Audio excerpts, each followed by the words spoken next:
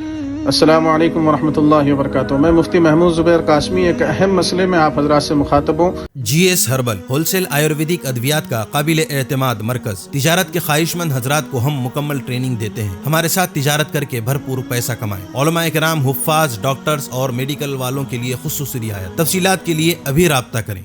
Sunshine herbal مایوس شادی شدہ مردوں کے لیے جڑی بوٹیوں سے تیار کردہ اثردار دوا۔ اس کے علاوہ وزن بڑھانے اور موٹاپا کم کرنے کے لیے لاجواب دوائیں انڈیا میں کہیں بھی حاصل کرنے کے لیے ابھی کال کریں۔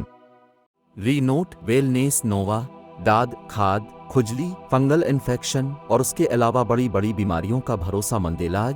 ری نوٹ اس نووا ایک لاجواب دوا۔ تفصیلات کے لیے ابھی کال کریں۔ تحفظ دین کا کارواں رواں دوا، علماء کا ساتھ دو، آؤ سب کے سب یہاں۔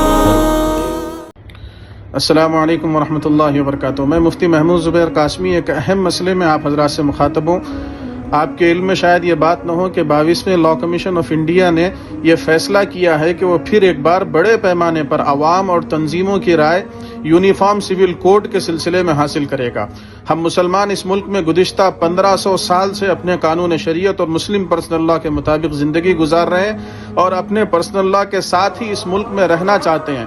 ہم نے بارہا یونیفارم سول کوڈ کو مسترد کیا ہے۔ اسی لیے ضرورت اس بات کی ہے کہ ہر مسلمان مرد اور عورت اپنے اپنے طور پر انفرادی رائے لاء کمیشن آف انڈیا کو بھیجیں۔ اسی طریقے سے تمام تنظیمیں، ان کی تمام شاخیں، عہدیداران، ممبران الگ الگ اپنی رائے لاء کمیشن آف انڈیا کو بھیجیں۔ ان کا ای میل ایڈریس membersecretary-lci@gov.in ہے، اور اگر پوسٹ کرنا چاہتے ہیں تو ان کا پوسٹل ایڈریس ہے member secretary law commission of India, 4th floor, Lok Nayak Bhawan, Khan market, New Delhi 110003۔ یہ ایک انتہائی اہم بات ہے۔ اس کی طرف ائمہ اور خطباء سے بھی خواہش ہے کہ عوام کو اور تنظیموں کو متوجہ کروائیں۔ صرف 30 دن کا موقع دیا گیا ہے۔